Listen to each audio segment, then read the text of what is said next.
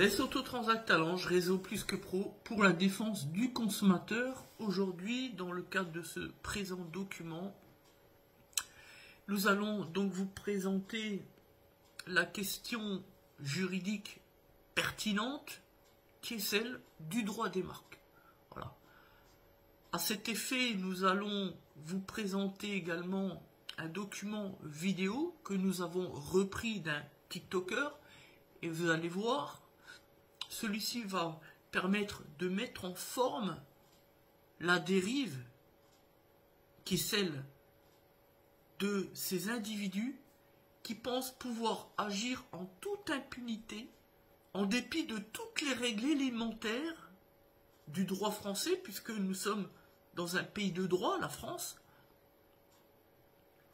en agissant par concurrence déloyale, par des pratiques commerciales trompeuses, des pratiques commerciales agressives, sans le respect de la moindre des règles du droit à l'expression, et puis surtout, sans le respect de la personnalité juridique la plus importante.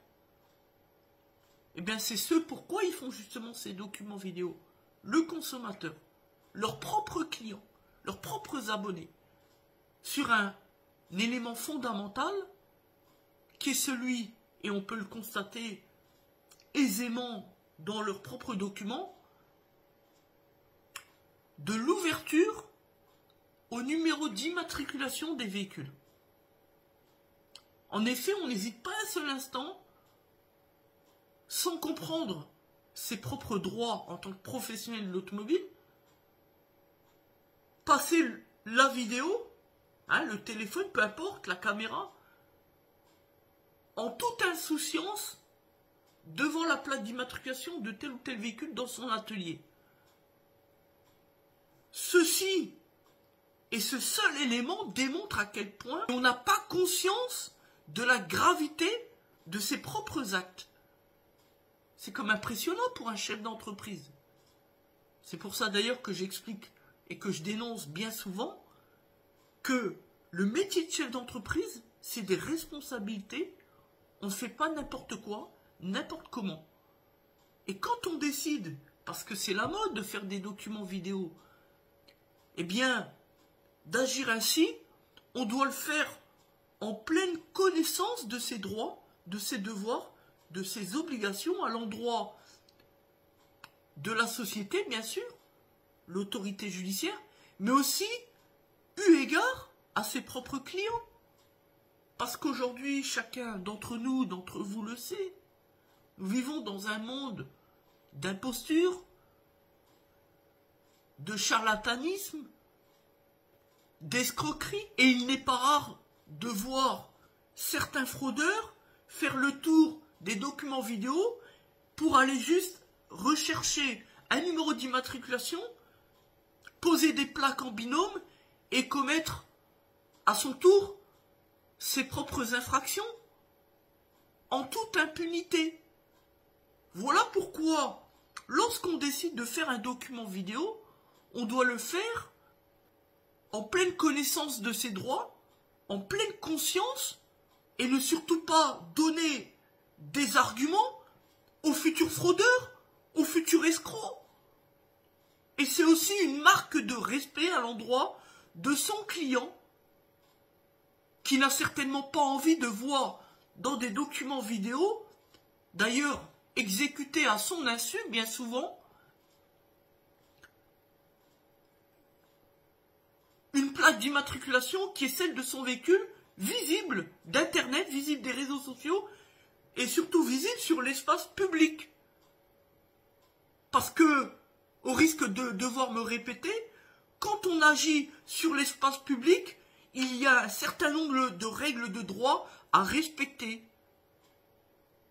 Voilà la vérité du bricolage de ces individus. Et d'ailleurs, vous allez voir, nous allons vous mettre, dans le cadre de ce document, dans un instant, le document vidéo que nous avons pris au hasard sur TikTok. Et justement, on a choisi de trouver un prestataire qui se montre sérieux.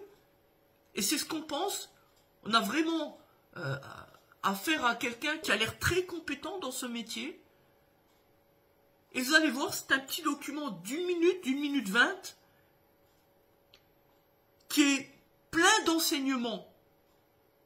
Et malgré qu'il s'agisse, a priori, hein, on laisse ça au conditionnel, d'un prestataire sérieux, compétent, pour autant il est en totale infraction et dans les grandes largeurs, non seulement dans ce qu'il est, dans ce qu'il représente, dans ce qu'il explique, tout au long de la vidéo. Vous allez voir, on va cibler un certain nombre de ses propos qui relèvent de l'ignominie, du scandale le plus profond. Ce qu'on veut expliquer aux gens, c'est que vous pouvez être quelqu'un de sérieux, de compétent, mais vous pouvez malgré tout être en infraction et commettre des fautes extrêmement graves. Sans pour autant que vous en ayez connaissance et conscience. Et c'est encore plus grave d'ailleurs. Et c'est le cas de ce prestataire. Voilà. Donc je vous laisse avec le document vidéo et nous allons commenter. Bonjour les amis, Garage, spécialiste BMW dans le terme 81. Aujourd'hui, petit chantier du matin, donc un petit 640D F13 dessus, entretien, donc vidange moteur, filtre à huile, vidange de boîte automatique, vidange de pont avant, vidange de pont arrière, vidange de boîte de transfert. Voilà, donc là je te fais voir un peu le matos, donc là, la voiture est là. Ce qu'il faut savoir, c'est qu'une boîte aujourd'hui, une boîte automatique en règle générale, voilà, pour ces voitures-là, pour ces BM-là, c'est 10 litres. Voilà, il y a 10 litres dans la boîte, il y a 5 litres dans la boîte de vitesse, dans le carter moteur, carter d'huile, et il y a 5 litres dans le convertisseur. Quand vous faites des vidanges manuelles, c'est la procédure dite BMW, parce que tout le monde va me le dire, oui, les concessionnaires ne le font pas, oui, ça on le sait, il n'y a aucun concessionnaire qui vidange les boîtes.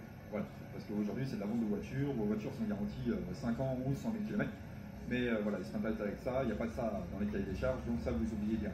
Voilà, donc il faudra trouver des indépendants comme nous pour faire ces prestations-là. Un peu comme les reprends de moteur, vous voyez.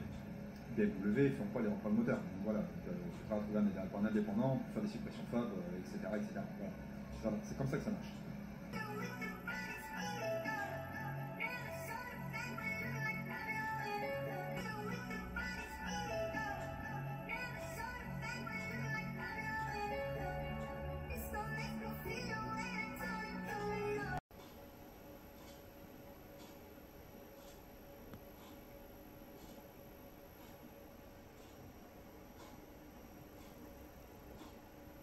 Donc voilà, premier point qui nous vient à l'esprit, et d'ailleurs, il signe chacune de ces vidéos, donc c'est quelque chose de récurrent, ainsi. Vous avez pu constater effectivement qu'à chaque fois qu'il se présente rapidement au début de vidéo, il dit garage blabla, spécialiste BMW. Voilà. Donc là, on a quelqu'un, et il le dira plus tard dans le document vidéo, qui est un indépendant, qui n'est donc pas affilié au constructeur BMW, mais pour autant, qui se prétend être un spécialiste BMW. Première infraction, c'est absolument interdit, c'est illégal. Un indépendant, aussi compétent soit-il, n'a absolument pas le droit de bafouer la marque du constructeur, quelle qu'elle soit d'ailleurs, BMW ou un autre. Peugeot, Citroën, Rolls. Donc là, on a quand même un prestataire qui a de la prétention, qui vient expliquer qu'il est spécialiste BMW juste parce que, en lisant entre les lignes, on l'a bien saisi, il a certainement travaillé durant tant d'années dans la marque, qui fait de lui qu'il est très compétent. D'ailleurs, il explique souvent dans les documents vidéo. Ici, il s'agit de réaliser les vidanges de tous les éléments mécaniques du véhicule, donc moteur, boîte, pont, boîte de transfert, etc., etc. Il fait des chaînes de distribution, maladie sur les N47, etc. Il remplace des moteurs et ceci et cela. Bref, donc il est compétent.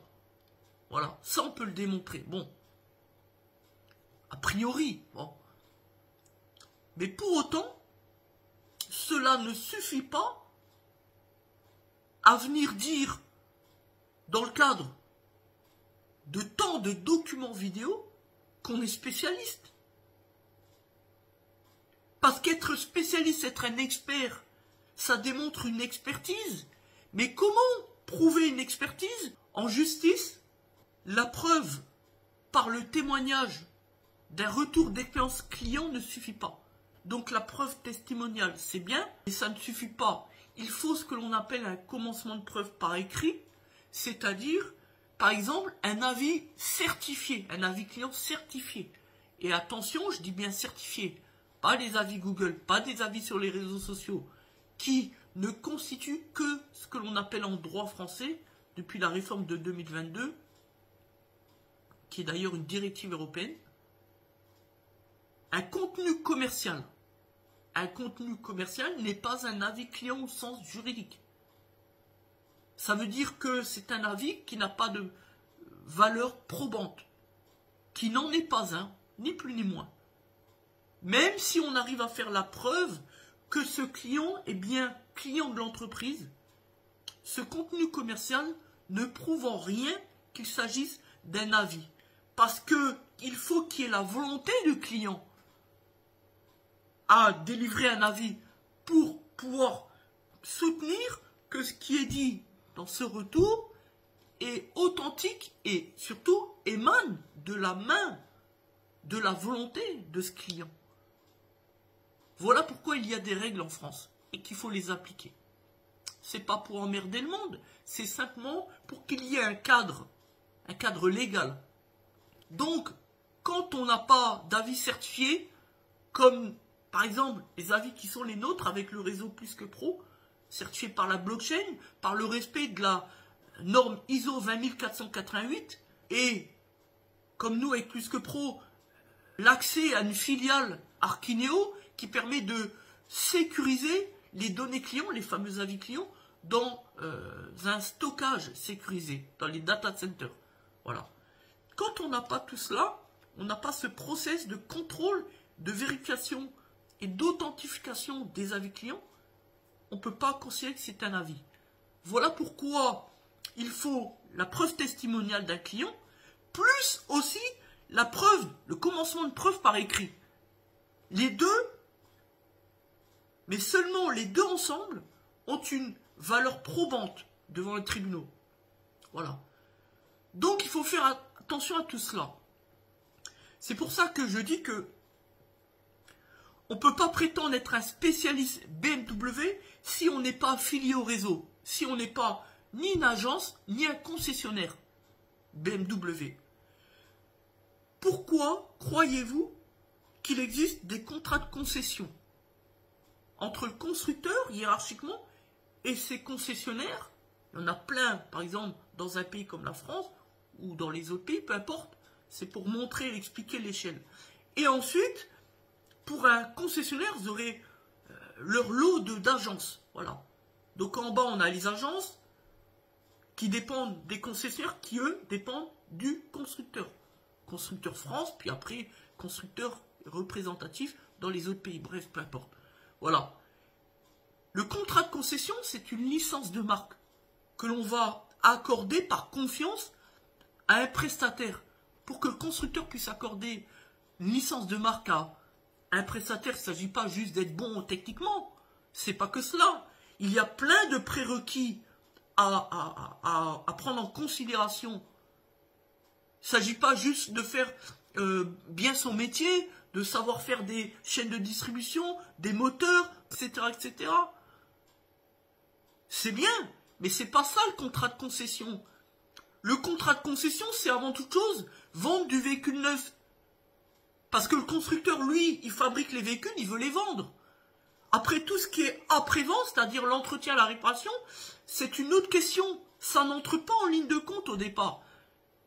C'est pour ça que tous ces petits indépendants-là, quand ils prétendent être spécialistes d'une marque, d'un constructeur dans l'automobile, ils sont en totale infraction.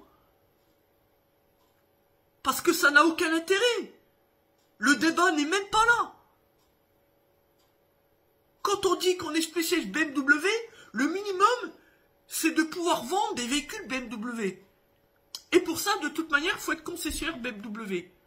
Donc, quoi qu'il arrive, peu importe la circonstance, quand on est indépendant, qu'on fait que de l'entretien, de la réparation après-vente, on ne peut pas dire qu'on est spécialiste d'un constructeur automobile. Point à la ligne. Point barre. Là, on est sur une infraction civile à l'endroit des consommateurs, mais aussi une infraction pénale à l'endroit du constructeur, puisque c'est ni plus ni moins qu'un détournement de brevet. Et on est sur une peine de plus de 10 ans d'emprisonnement quand même. Sur la confusion auprès du consommateur, quand on prétend être spécialiste BMW, on fait croire au consommateur qu'on a un garage BMW.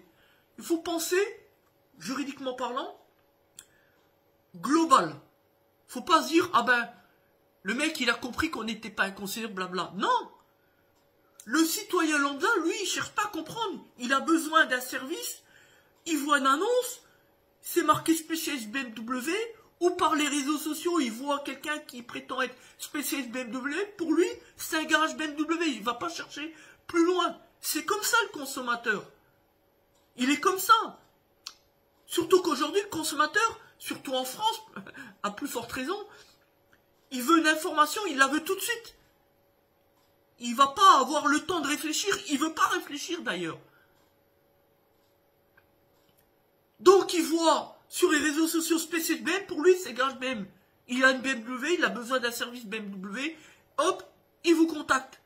Donc là on est dans la stratégie de semer le trouble et la confusion à l'esprit du consommateur. On est dans l'équivoque.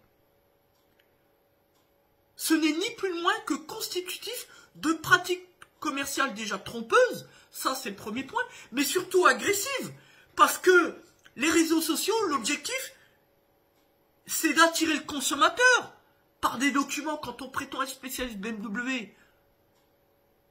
Hein, ne prenant pas les gens pour des imbéciles, c'est pour attirer toujours plus de clients. On ne fait pas des vidéos pour le plaisir. Donc, on est réellement dans les pratiques commerciales agressives, en plus qu'elles soient trompeuses. C'est de la concurrence déloyale, qui plus est à l'endroit du constructeur. Et surtout à l'endroit déjà des agences BMW et des concessionnaires BMW du secteur, d'un point de vue géographique. Et même à l'endroit du constructeur France. Faut le comprendre cela. Et c'est pour ça qu'on parlait tout à l'heure de dérive et de débordement. Les gens se pensent pouvoir agir en toute impunité, sans rien respecter, aucune règle. Et il faut surtout rien leur dire. Attention, oh là là, les gilets jaunes, hein. Attention, hein. Attention les assistés, hein. Parce que dans les commentaires, on va encore prendre la défense du prestataire. Ah oui, si, il est bien, il est bon, si, vas-y. Wesh, mon pote, et ceci et cela. Et le premier qui va pas entrer dans le rang, comme nous par exemple, ah, tout de suite on va l'agresser, etc. On va dire, ah mais c'est vous le problème au lieu que ce soit lui. Alors que on a un individu qui n'a aucune force probante, qui vend du BMW alors qu'il ne fait pas partie du réseau. Il est en infraction sur une quinzaine de textes réglementaires et du dispositif législatif français, bon, mais tout va bien, faut rien lui dire. Et si on faisait pareil avec celui-ci, avec ce prestataire, si on lui causait concurrence déloyale, si on expliquait, comme on l'a déjà vu sur TikTok, que, ah ben, il faut pas aller chez lui en citant son nom, son entreprise, mais venez plutôt chez moi, parce que chez moi, je suis un peu moins cher, c'est cela, parce que les bricoleurs, ils pensent qu'au tarif. Voilà, il considère que pour attirer le consommateur, il faut casser les prix. Alors qu'en réalité, le consommateur, lui, ce qu'il veut, c'est un prestataire de confiance. C'est pas les prix cassés. Qu'est-ce qu'il dirait ce prestataire-là, qui est sur la vidéo, là, si on citait son entreprise? Et je parle pas de moi. Je parle d'un prestataire qui viendrait se placer juste à côté de chez lui, et qui viendrait ouvertement dire dans ses vidéos, ah ben, n'allez pas dans le garage du dans le ici spécialiste mais venez plutôt chez moi, à 500 mètres à côté. Du coup, le prestataire, là, il perd toute sa clientèle. Forcément, c'est moins cher l'autre qui va à côté. On est d'accord? Et autant spécialiste BM qu'il est, il perdrait toute sa clientèle. Voilà. Et puis nous, c'est pareil. Le document, là, nous, on est juristes, on respecte les règles de droit. Donc, vous avez pu constater effectivement qu'on a caché toutes les mentions, toute la diction sur le côté brevet. Le prestataire, on floute son visage, etc., etc. On fait de sorte pour ne pas pouvoir identifier son entreprise. Mais si on faisait rien de tout cela, qu'est-ce qu'il dirait de nous? D'ailleurs, il pourrait nous attaquer en justice. Voilà. Donc, tout cela pour dire que chacun d'entre nous devons respecter les règles. On vit dans une société où nous ne sommes pas tout seuls. On n'a pas le droit de dire du mal d'une entreprise. Que ce soit le constructeur, que ce soit un concessionnaire, que ce soit même un centre auto dont on sait le charlatanisme légendaire, ou que ce soit l'indépendant du secteur d'à côté. Nous vivons dans cet état de droit français. Voilà la réalité. Voilà comment que les choses fonctionnent. Et maintenant, je vais vous dire, on va aller encore plus loin dans la dérive.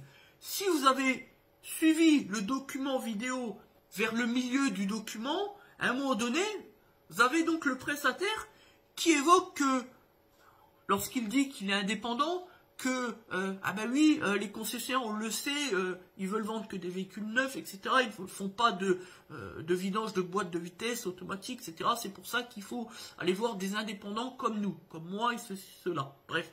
Et là, il dit, c'est pareil pour les reprogrammations moteurs, les suppressions de FAP, etc.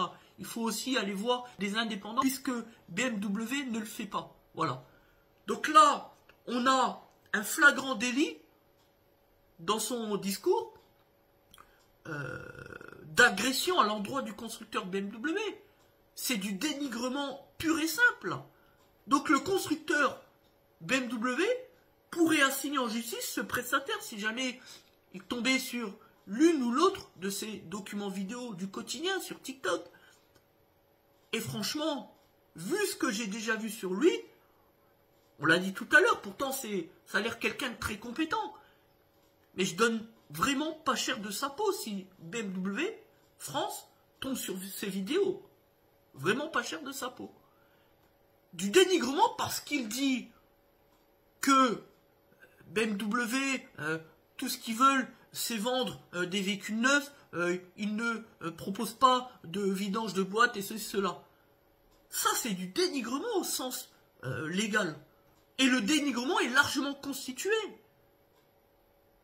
Moi, je peux vous le garantir. Rien que sur ces 3 mots. Rien que sur ces 3 mots. Et puis, pire encore, il va encore plus loin.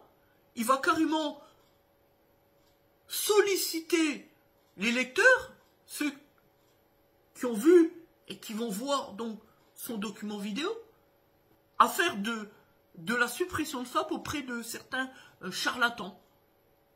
Là, c'est pareil. C'est également un dénigrement détourné, mais un dénigrement à l'endroit du constructeur de la marque BMW. Parce qu'on peut imaginer un lecteur qui voit ce document vidéo se dire je ne vais pas aller chez BMW faire changer mon FAP qui me coûte 5-6 000 euros si je peux pour 350 euros faire une suppression de FAP. Sauf que la suppression de FAP, c'est parfaitement illégal. Et ce qui me permet de rebondir sur son propos, évidemment que BMW, le constructeur, ne va pas proposer à l'endroit de ses concessionnaires des suppressions de FAP, ou pire encore des reprogrammations moteurs. Évidemment, vu que ce sont des prestations parfaitement illégales, interdites par la loi. Toute modification substantielle de carte grise est prohibée. D'ailleurs, les gens devraient le savoir, devraient le comprendre. Vous roulez avec un véhicule modifié, l'assurance, en cas d'incident, quel qu'il soit, se déclare immédiatement incompétente. Ce qui est normal, puisque sinon elle serait de facto complice et de connivence avec le conducteur. Voilà. Et comme chacun le sait, si vous commettez un accident de la route avec dégâts corporels impliquant le décès, c'est la descente aux enfers, pas d'assurance, 5 ans de prison à la clé, et vous payez toute votre vie les dégâts corporels causés, tout simplement. Je n'en dirai pas plus, on a déjà fait un document vidéo là-dessus. Voilà. Donc, voilà ce que c'est que les débordements des réseaux sociaux. On a des individus, autant compétents qu'ils sont, ou pas, peu importe, n'ont pas conscience et vivent dans l'insouciance de leur propre responsabilité. On l'a dit vis-à-vis de leurs clients, c'est grave. Franchement, moi j'aurais peur. Hein. Mais aussi vis-à-vis de la société, c'est-à-dire de l'autorité judiciaire. Voilà. Vis-à-vis de l'État et de l'administration. Bon. On ne fait pas n'importe quoi. On ne fait pas des documents vidéo juste parce qu'on a la possibilité de le faire avec YouTube, TikTok et les autres. Quand on réalise un document vidéo, ça doit être un acte fort et réfléchi. Voilà. Et puis, on pourra terminer également sur la fin de la vidéo que vous avez pu lire. À un moment donné, vous pouvez le voir, fier de son ineptie, de ses délires, il montre encore qu'il s'est fait donc un t-shirt à l'effigie BMW avec le logo sur le t-shirt, puis il le montre avec le doigt, fier de lui, fier de sa connerie. Il faut quand même bien le rappeler. Hein. Même si le logo est légèrement modifié, on voit qu'il a fait installer au centre un double piston, bref, peu importe. Malgré tout, pour que le délit soit constitué, il faut 2 choses. Le tracé reconnaissable, ce qui est le cas, puisque ça n'a pas été modifié. Les traits extérieurs, internes, voilà le quart comme ça, tac, tac. Et puis, les couleurs de l'enseigne. Là, c'est pareil. On retrouve le noir et le bleu qui identifient clairement la marque BMW. Voilà. Et puis, vous avez pu également constater qu'il a fait la même chose sur sa devanture d'établissement. Il est fier, hein, il le montre bien avec la caméra. Voilà. En gros, comme ça. Alors, un petit point de droit. Là, c'est pareil. Pour que l'infraction soit caractérisée, c'est vrai que lorsque vous êtes un indépendant certainement comme lui, où le client vient au compte-gouttes, c'est-à-dire par 1, éventuellement par 2, et vous n'aurez pas comme chez le concessionnaire 10, 20, 30 clients qui attendent dans l'espace au même moment. Voilà.